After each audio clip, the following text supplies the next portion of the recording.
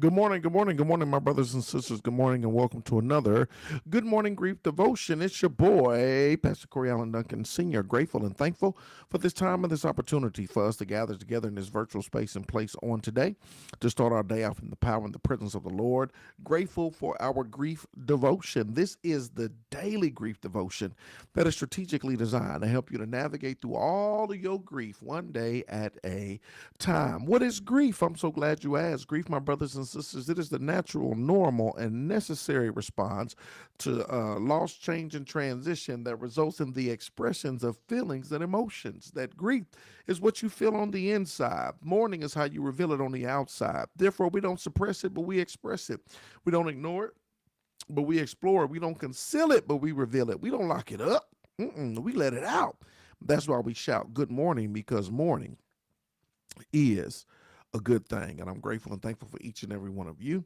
And just grateful for your dedication, for your desire to continue to navigate through your grief journey so that you can heal and be the best version of yourself. Amen. So, without further ado, let's get to it. Today is day 38. We're going to get this thing straight. We talking about blooming in brokenness. Blooming in brokenness. A flower doesn't bloom overnight. A flower, my brothers and sisters, it does not bloom overnight. I don't know if you have planted flowers before. I don't know if that's your thing, right? If you got a green thumb or not. But if you have, or even if you have watched somebody do it and seen the evolution, the growth and development of them, you quickly come to discover that flowers do not bloom overnight. But you plant the flower and it goes through this process. It goes into a dark place. It goes into all of this stuff. And over time, after watering and sunlight and all this stuff, do you start to see the flower bloom? Oftentimes, we did this experiment when we were in elementary for science. We would plant flower seeds and put them in little white paper cups with the soil and all of those wonderful things. And you get to see the bud and all of this stuff. Over time, you would get to see this thing bloom. But the lesson that we learned and discovered was that flowers do not bloom overnight. Here it is. Let me draw the parallel. Nor does healing happen in an instant, right? If you can understand that it takes time for flowers to bloom, then you can also understand that healing doesn't happen in an instant, right? It takes, in the same way it takes time for flowers to bloom, it takes time to heal that hurting heart.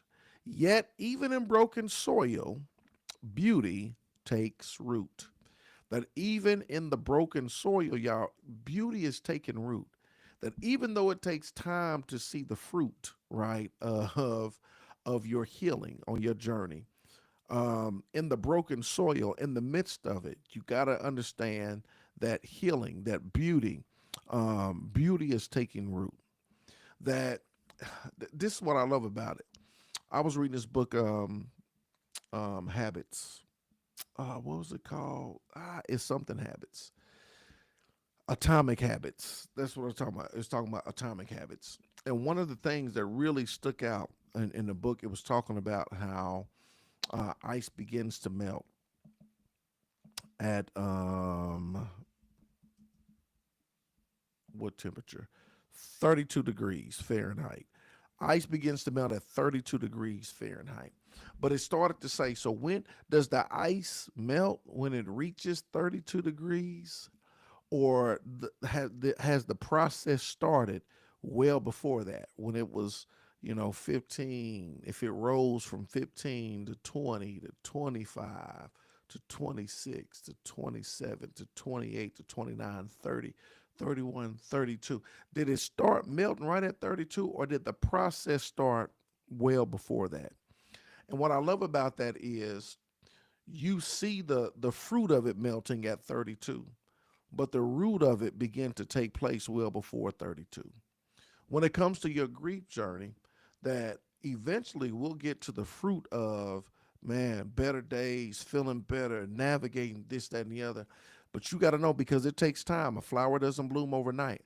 But you got to know that every day you show up, that every day that you actively mourn, that every day you come to this devotion, that every day that you take a step forward, right? That the healing doesn't begin then, it's taking place right now, right? That your healing in this grief journey, you're being rooted right now. And it may not feel like it may not seem like it, you may not, it may not appear to be, but I tell you all the time, small steps lead to great distances, that you are closer now than you were yesterday. That every day you actively mourn, every day you show up, every day you express outwardly what you're feeling inwardly, every single day you're getting better and better. You're getting closer and closer, right? And so it's important for you to know and understand. I love the way that this terms it so poetically, that even in broken soil, guess what? Beauty is taking root. Beauty is taking root right now. Healing is taking root right now. It's been taking root on the inside of you. Understand this, that your grief does not define you, but it will indeed deepen you, right?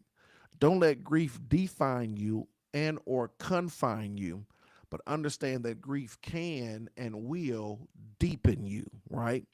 That the cracks in your heart allow love to grow in new and unexpected ways.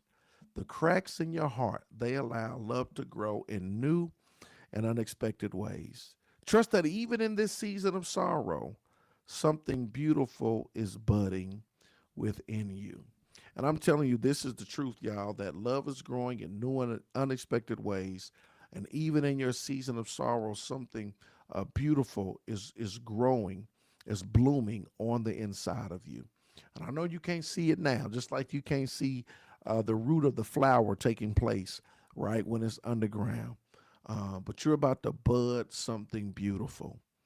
Through all of the brokenness, you are about to bud something beautiful. Do y'all remember when I showed you the broken vase the other day, and how this is a broken vase right here, but how beautiful it is, even with the cracks, even with the brokenness, that when it's put back together, it's even more beautiful than it was before?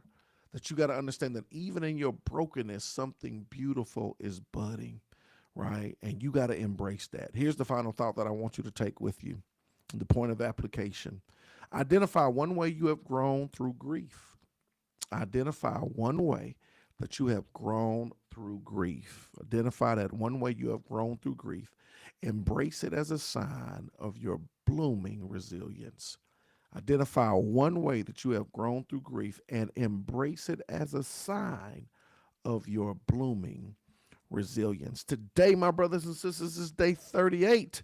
I'm so glad that we're able to get this thing straight. Blooming in your brokenness. And I want you to keep on going, keep on growing, keep on blooming in the midst of your brokenness.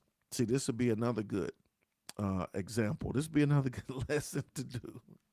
We're gonna have to start. I know me and Keisha, I know we talked before about the glass and putting it back together. I think there was the lesson with the vase. And now I'm seeing this as another opportunity. I gotta write this down. Um,